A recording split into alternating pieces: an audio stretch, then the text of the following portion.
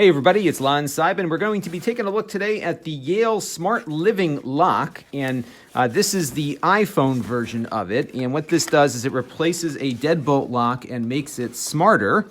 We saw this at a trade show that I was at recently, and we're going to be installing it upstairs, and we'll have a full review coming up very shortly on my main channel at lon.tv, so you can get a feel for what it looks like here. I think mine's a different color.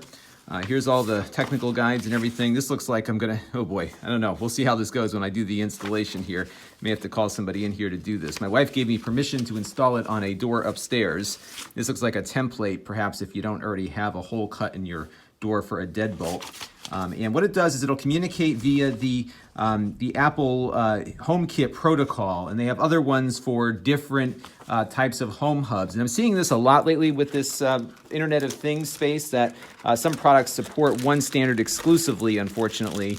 Others have solved that problem by perhaps having a intermediary device. This one has everything integrated. So this is the outdoor-facing portion of the lock here. It has a touchpad that you can use to type in a code. It does not, however, have a physical key, so you have to make sure the battery stays charged on this, and we'll look at how to charge it here in a second. I think it probably charges on the other side. Now, if for some reason your lock runs out of juice, what you can do is grab a 9-volt battery and plug it into these leads here at the bottom, and that'll give you enough energy to unlock it with the key code or use your phone to get it unlocked. And you can, of course, assign virtual keys to different folks. Looks like this piece kind of goes through the hole in the wall over to the other side of the unit. So this is the outdoor-facing portion.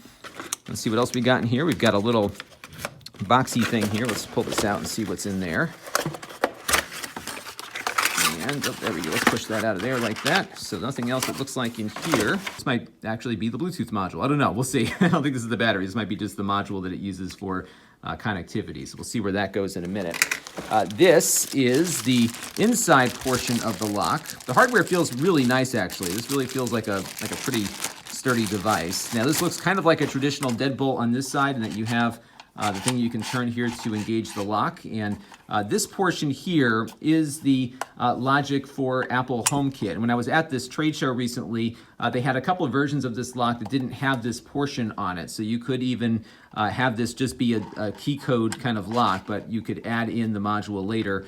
This one for $200 came with the module. So this is the business end of it. I still don't know how to charge this thing. I'm hoping that there's like a removable battery or something, because it'd be a real pain to have to bring over a plug or something to charge my doorknob. And sure enough, there are batteries sitting in the box here. You probably all saw that before I did.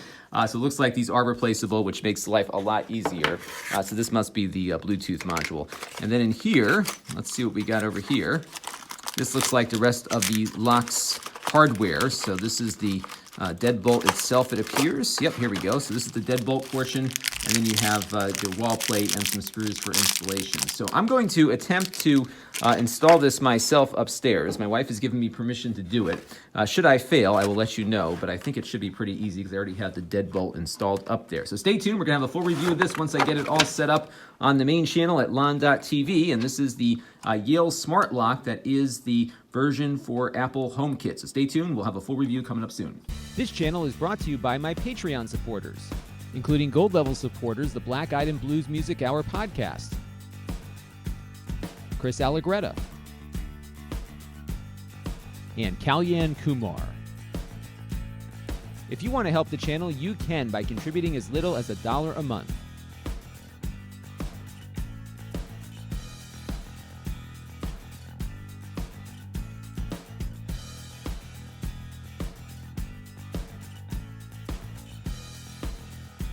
Head over to lon.tv/Patreon to learn more.